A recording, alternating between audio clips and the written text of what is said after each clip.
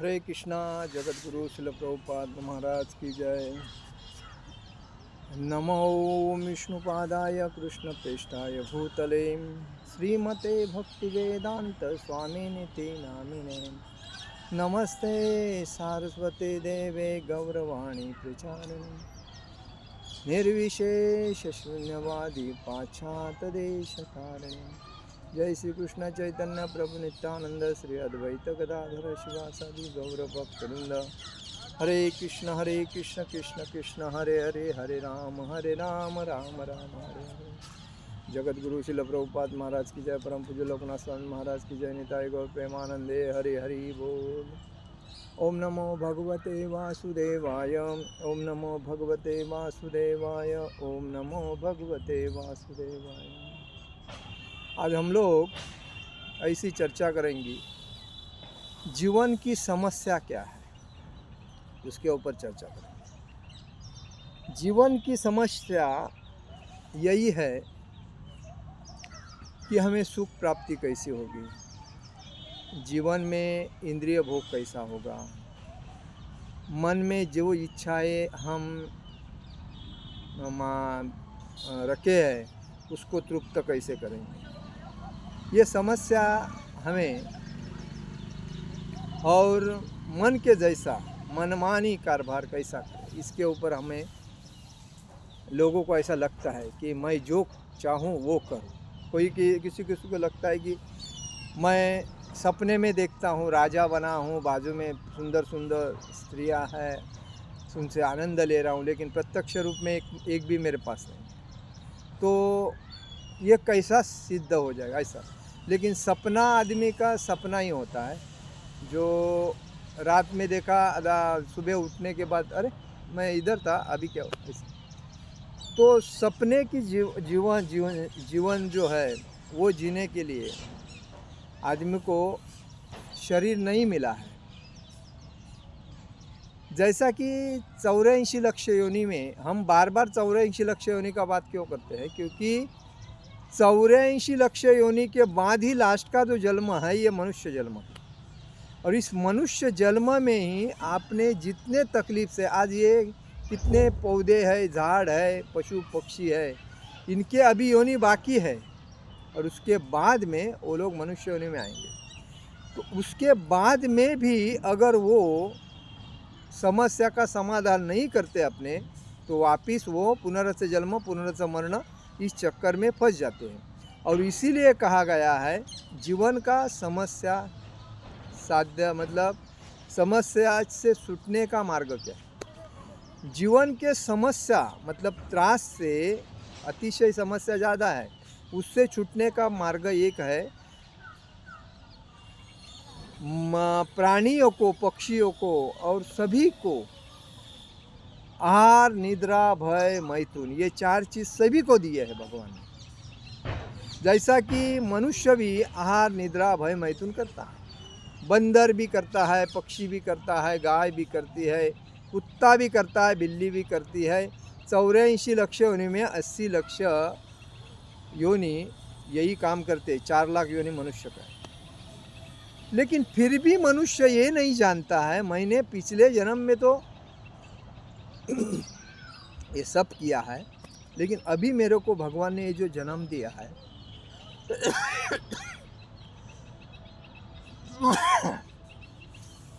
आहार निद्रा भय मैथुन से उठकर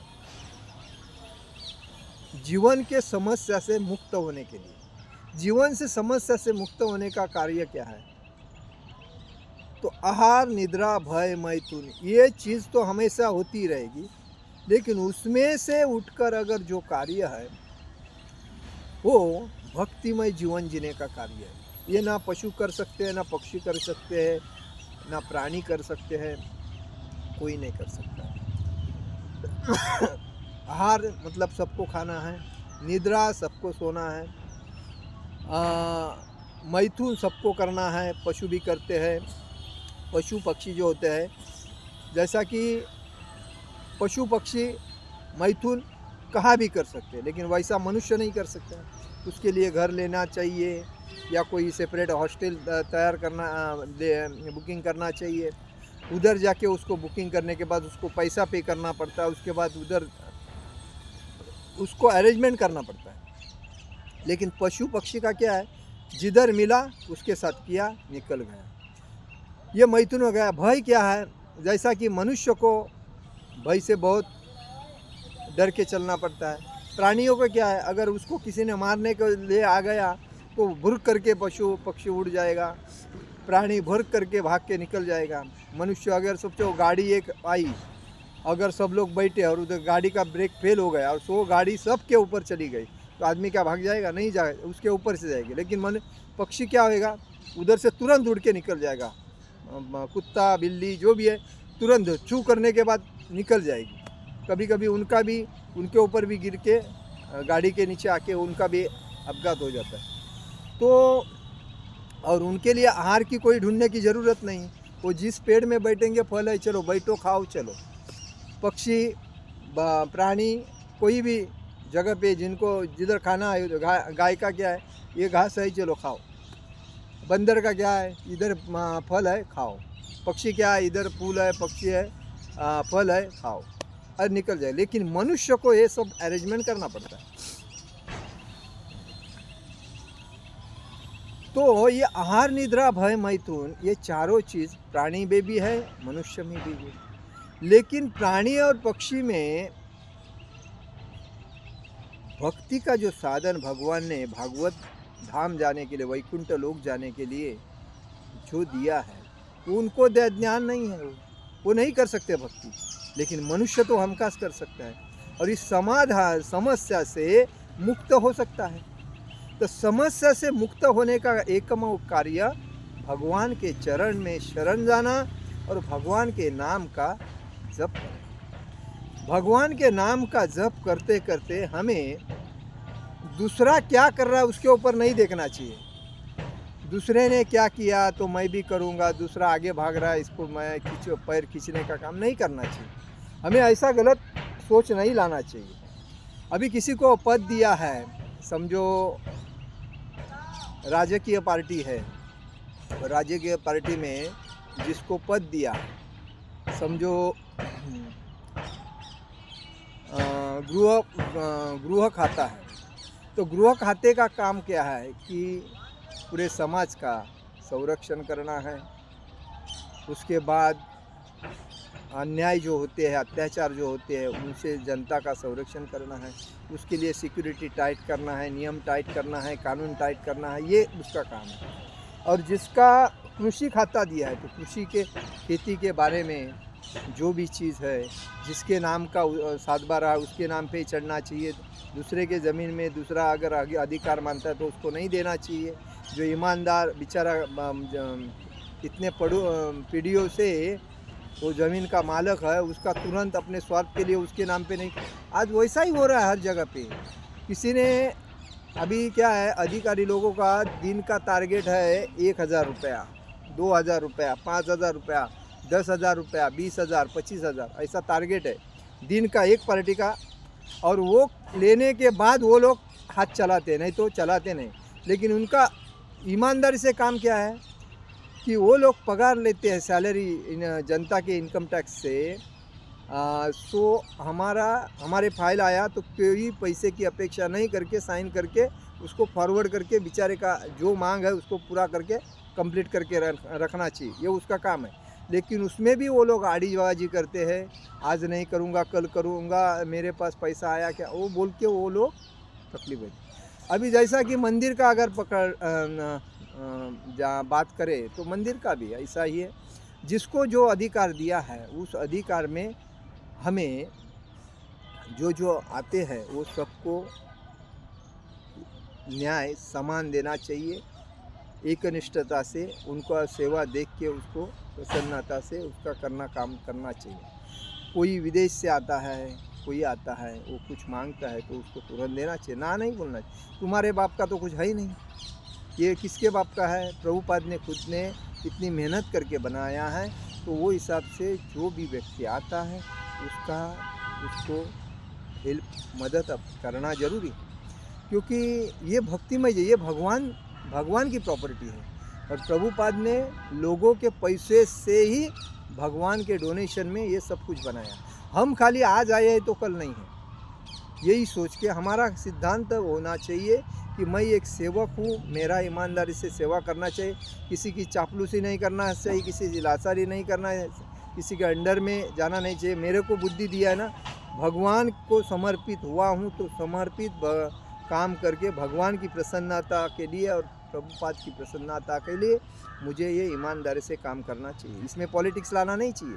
आज हर जगह पे पॉलिटिक्स आता है और जो पॉलिटिक्स करता है उसी वजह से सिस्टम का हालत होता है, तरह सिस्टम सत्यानाश हो जाता है और उसके बाद उसी ब्रेन के लोग उसमें आके बाद में उसको और तकलीफ दे के उस सिस्टम को बर्बाद करते हैं। मतलब जो प्रभुपाद के विचार में चलने वाले लोग हैं वो भी उसके बाद ऐसा लगता है उनको, अरे यार ये अपने विरोध में चल रहा है, तो वो बाजू हो जाता है। तो ऐसा नहीं होना चाहिए। जो प्रभुपाद ने दिए हैं विचार उसको लेके हमको चलना चाहिए और उसी बेसिस पे लोगों को उसका आनंद लेना चाहिए। अपने स्वार्थ के लिए या पैसे के लिए प्रभुपाद ने इस्कॉन बनाया भक्ति का प्रचार करने के लिए, पैसा बनाने के लिए किया नहीं। पैसा तो कोई भी आदमी तुरंत देता है। आज प्रभुपाद ने जो पहले से लोगों का डोनेशन चालू था, अभी भी चालू है। तो कहने का मतलब है हमें भक्ति का प्रचार ज़्यादा करना के लिए और लोगों को भागवत धाम लेके जाने के लिए ये सब कुछ हुआ है। और इसीलिए जो प्रभुपाद के जुने जो शिष्य है, जो प्रभुपाद डिसाइपल, वो कितने प्रभुपाद के विचार पे ही चलना चाहते हैं, कोई नहीं। लेकिन अभी के जो नए पीढ़ी के हैं उनको प्रभुपाद लीलामृत पढ़ने की कोई आइडिया तो है ही नहीं। वो प्रभुपाद के लीलामृत के ऊपर देखते भी नहीं, प्रभुपाद ने क्या किया वो उसके ऊपर वो अपने बाहर का जो भौतिक संसार में जो चला है वही इसमें लाते हैं और उसी पे चलना चाहते हैं, जो कि पैसा कमाने का। एक बाहर के लोगों का सिद्धांत क्या है? एक ही है, पैसा कमाना और प्रॉपर्टी बनाना, नाम कमाना, प्रतिष्ठा कमाना और बड़ा हो के लोगों को लगना चाहिए अरे इतने कितने। तो ये गलत है। तो ऐसा नहीं होना चाहिए। हमारा सिद्धांत है ज़्यादा करके भक्तिमय। और दूसरी बात, लोगों को बोलने के बाद लोग आराम से उस पैसा दे देते हैं। पैसे के लिए तकलीफ कोई नहीं करना चाहिए, क्योंकि पैसा भगवान के लिए लोग देते ही है। आज कितने करोड़ों लोग देते हैं और इसी वजह से सब कुछ चल रहा है, क्योंकि भगवान उनको बुद्धि देता है तो भाई ये काम मेरा होना है तो आपकी तरफ से इतना दे दो, तो मेरे पास इतना पड़ा है लेके जाओ। ऐसे भी दिलदार लोग हैं तो देते हैं। तो कहने का मतलब है हमें ज़्यादा फोकस भक्ति के प्रचार में देना चाहिए और जो डिसाइबल है, जो सेवक है, जो उनकी फैसिलिटी के ऊपर देना चाहिए। और जो नए भक्त है उनको सिस्टम में संभाल के लेके चलना चाहिए, उनको टिकाना चाहिए। ऐसा नहीं आया ये बराबर नहीं, ये बराबर नहीं, अरे लेकिन तुम किधर बराबर हो? तुम्हारा खुद के ऊपर देखो, तुम बराबर हो? तुम्हारे विचार कैसे है? तुम कितने लोगों का सुन के तुम दूसरे को तकलीफ़ दे रहा है, उसका कुछ करो। तो वो ऐसा नहीं, हम जब दूसरे को उंगली बता देना तो हमारे पास 3 उंगली रहती है, तो उससे 3 गुना मैं बेकार हूँ, ये खुद समझना चाहिए आदमी ने। तो तभी आदमी को समझता है कि मैं कितना क्या कर रहा। आजकल लोग बहुत से हवा भरी हुई दिमाग में जैसे चलते हैं।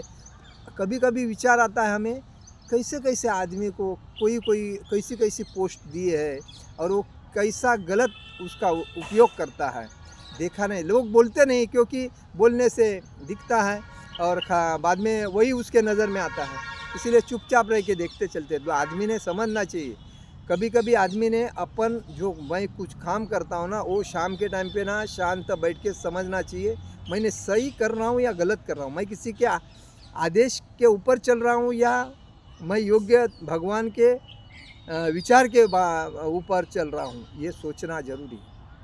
आज हर जगह पे राजकारण में यही होता है। देखिए इतने सालों में जो कुछ किसी ने नहीं किया था, वो आज एक व्यक्ति आके पूरे दुनिया को, ये भारत कितना मजबूत और श्रेष्ठ है और दुनिया के कितना आगे जा सकता है, उसकी पावर बताए। क्योंकि वो व्यक्ति कितना घंटा काम करता है? 24 घंटे में से 20 घंटा काम करता है और वो अपने पद का पूरा फ़ायदा करके लेता है।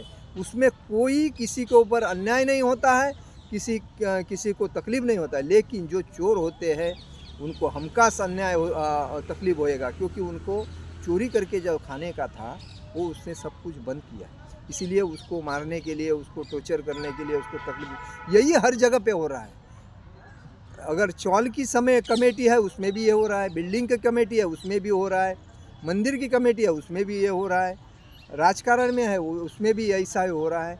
क्योंकि जो ईमानदार होते हैं उनको बाजू रखो, और जो बेईमान होते हैं, जो चोर होते हैं, वो चोरों को चोर अच्छे लगते हैं और ईमानदारी को ईमानदार अच्छे लगते हैं। जितने ईमानदार है, पारदर्शक है, वो चोरों को नहीं चाहिए, और जो ईमानदार होते हैं उनको चोर नहीं चाहिए।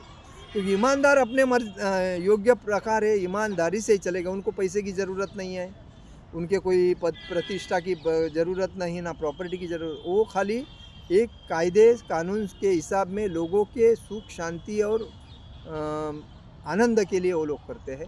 लेकिन जो चोर होते हैं वो हमेशा अपने फ़ायदे के लिए, अपने प्रसिद्धि के लिए और स्वार्थ के लिए, अपने बाल बच्चे के परिवार के स्वार्थ के लिए करते हैं। इसीलिए कहा गया है कि कभी भी आदमी ने ईमानदारी से काम करना चाहिए, बेईमानी का साथ नहीं देना चाहिए। और बेईमानी आदमी तुरंत सामने वालों को दिखता है कितना बेईमान है, क्या है।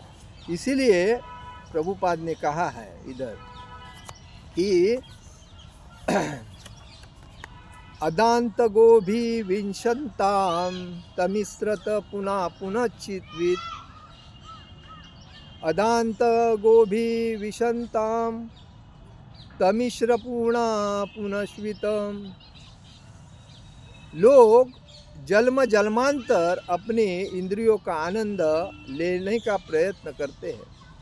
जन्म जन्मांतर घूम फिर कर वही चीज़ें, वही खाना, वही सोना, वही संभोग, वही आत्मरक्षा, चाहे मनुष्य के रूप में हो या कुत्ते के रूप में हो। पुनश्च विचर्वणाम, पुनश्च विचर्वणाम म्हणजे चबाए हुए को बार बार चबाए जाना। यह आप मतलब देवता बन जाए या कुत्ता बन जाए, भौतिक जगत में हर एक को इन चारों बातों की बातें सहनी पड़ती है। खाना, सोना, संभोग करना तथा आत्मा की रक्षा करना, शरीर की रक्षा करना। और इसी वजह से सुविधा प्रदान की गई है। कोई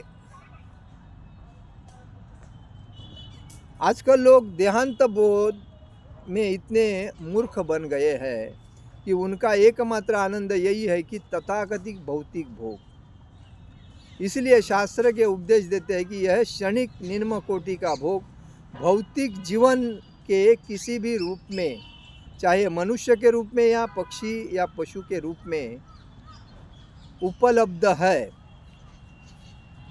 तुम इस विभिन्न योनियों में इसी एक अतृष्टकारी भोग के पीछे बारंबार क्यों दौड़ लगाते हो?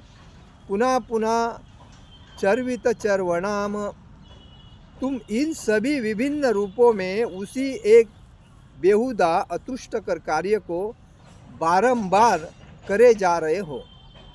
किंतु मतिर्न कृष्णे परता स्वतोवा, मतलब मतिर्न कृष्ण सतोवा, जो लोग भौतिक इंद्रिय भोग द्वारा मूर्ख बन दिए गए हैं, वे न तो अपने प्रयत्न से न ही गुरु के उपदेश से कृष्ण भावना भावित हो सकते हैं।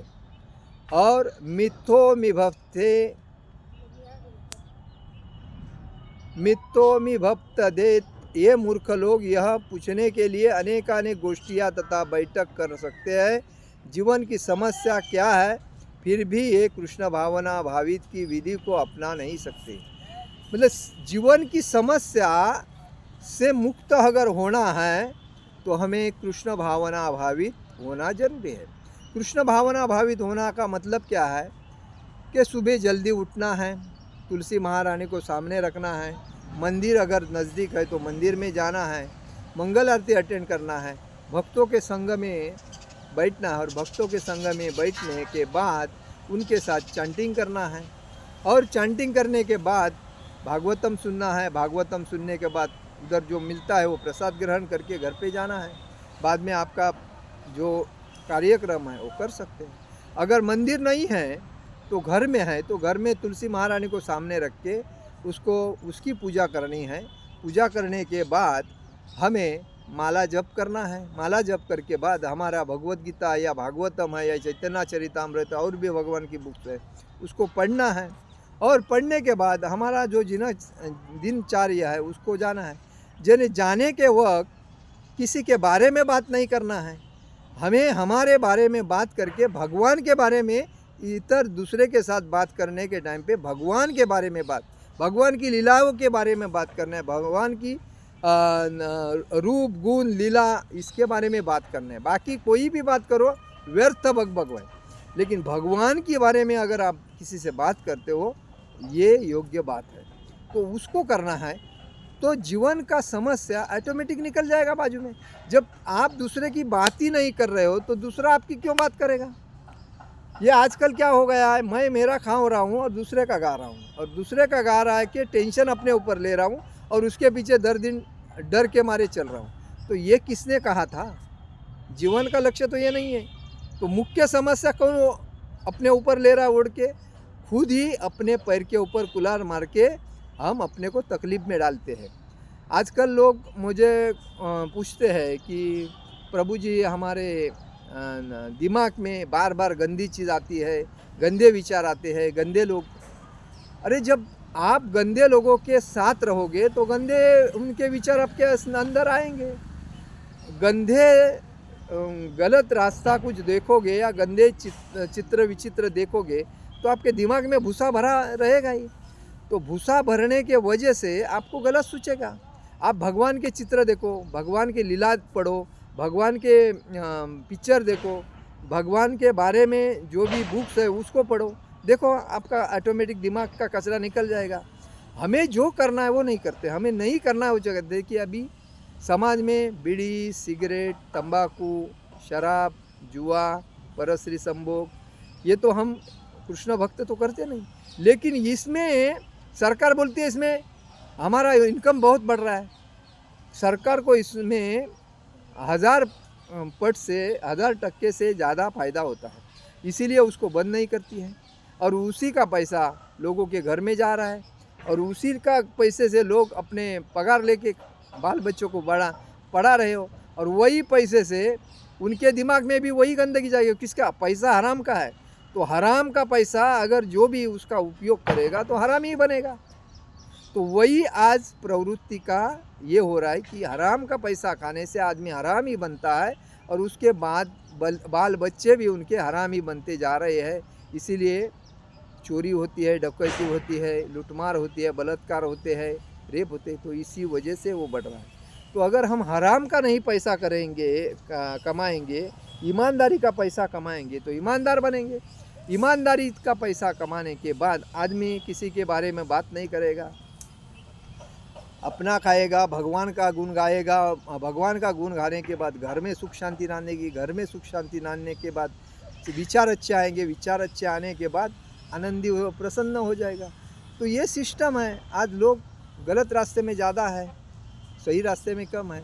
तो गलत रास्ते में पैसा उनको ज़्यादा मिलता है, तो ज़्यादा मिलने के बाद उनका पैसा भी वैसा गलत रास्ते में जाके उनके दिमाग में गलत विचार रहते ही है, और वो हिसाब से गलत मार्ग में जाते हैं, वो गुनहगार बनते हैं। और वही लोग गलत मार्ग में जाने वाले लोग पुनरच जन्म, पुनरच मरण, पुनरच जलनी, इसमें चक्कर में फंस के वो अपने आयुष्य की समस्या बढ़ा के अपने आयुष्य की वाट लगाते हैं। इसीलिए हमारा कहने का मतलब है, अगर जीवन का समस्या पूर्णतः नष्ट करना है तो आपको कृष्ण भावना भावित कृष्ण भक्तों के संग में आना है। कृष्ण भक्ति में अपने खुद को समर्पित करना है, भगवान को समर्पित करना है, और अपने जीवन का आनंद तृप्त प्राप्त करना है। हरे कृष्णा कृष्ण कृष्ण हरे हरे, हरे राम राम राम हरे हरे। जगत गुरु शिल प्रभुपाद महाराज की जय, परम पूज्य लोकनाथ स्वामी महाराज की जय, निताय गौर प्रेमानंदे, हरि हरि बोल।